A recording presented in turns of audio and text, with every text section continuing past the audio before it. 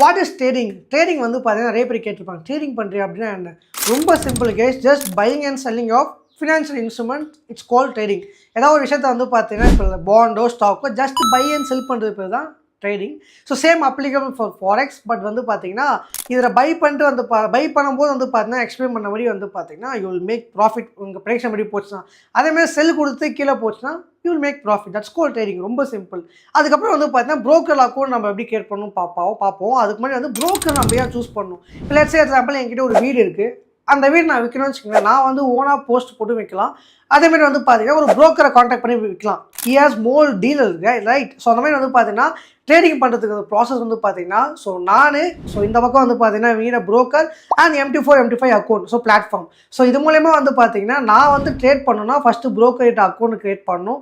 Account create பண்ணதுக்கப்புறம் வந்து பார்த்தீங்கன்னா அதுக்குள்ளே வந்து பார்த்தீங்கன்னா MT4 அக்கௌண்ட் பிளாட்ஃபார்முக்கு அக்கௌண்ட் க்ரியேட் பண்ணிட்டு அதுக்குள்ளே வந்து பார்த்தீங்கன்னா நம்ம வந்து ட்ரேட் பண்ண ஸ்டார்ட் பண்ணலாம். This is how the process works. ஓகேங்களா?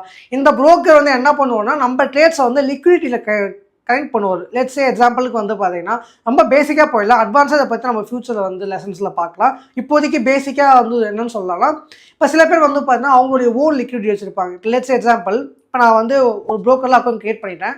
அந்த ப்ரோக்கரில் வந்து MT4 அக்கௌண்ட் க்ரியேட் பண்ணி ஆரம்பிச்சிட்டேன். இப்போ என் பேலன்ஸ் வந்து பார்த்தீங்கன்னா ஒரு $1000 இருக்குது. அந்த $1000 வந்து நான் போட்டு ட்ரேட் பண்ணுறேன். நான் வந்து ஒரு $10,000 ப்ராஃபிட் பண்ணுறேன்னு வச்சுங்களேன். $10,000 ப்ராஃபிட் பண்ணேன்னா இந்த ப்ரோக்கர் சைட்லேருந்து எனக்கு $10,000 வரணும், ரைட்? வந்திருக்கும் என் அக்கௌண்ட்டுக்கு. அப்போ என்ன ஆகுனா இந்த broker will make loss. So அவர் பேக்கெட்லேருந்து எனக்கு காசு வரும்.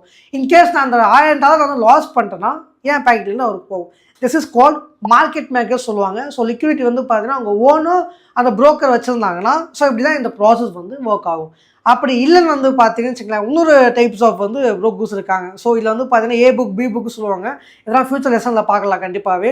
ஸோ இன்னொரு டைப் ஆஃப் என்ன வந்து பார்த்தீங்கன்னா அவங்க ஸ்ட்ரெயிட்டாக வந்து பார்த்தீங்கன்னா லிக்விடிட்டியில் வந்து கனெக்ட் பண்ணி விட்டுருவாங்க. ஸோ ஸ்ட்ரெயிட்டாக ஸோ அந்த இடத்துல வந்து பார்த்தீங்கன்னா நம்மளுக்கு வந்து பார்த்தீங்கன்னா பை அண்ட் செல் பண்ணுற மூலயமா வந்து பார்த்தீங்கன்னா நம்ம ப்ராஃபிட் பண்ணால் வந்து பார்த்தீங்கன்னா ஸ்ட்ரெயிட்டாக LPக்கு தான் வந்து பார்த்தீங்கன்னா கனெக்ஷன் இருக்கும். நம்ம ட்ரேட் எதுவாக எடுத்தாலும் சரி இன்ஸ்டண்ட்டாக வந்து பார்த்தீங்கன்னா யார் வந்து இந்த ப்ரோக்கருக்கு வந்து லிக்விடிட்டி கொடுக்குறாங்களோ, ஐ மீன் அந்த இதெல்லாம் கொடுக்குறாங்களோ அவங்களுக்கு தான் வந்து பார்த்தீங்கன்னா போய் வந்து நம்ம ட்ரேட் எக்ஸிக்யூஷன் அங்கே தான் போய் விழும். ஓகேயா? ஸோ இப்படி தான் வந்து பார்த்தீங்கன்னா அந்த ப்ராசஸ் ஒர்க். ஸோ ப்ரோக்கர் வந்து பார்த்தீங்கன்னா மஸ்ட்.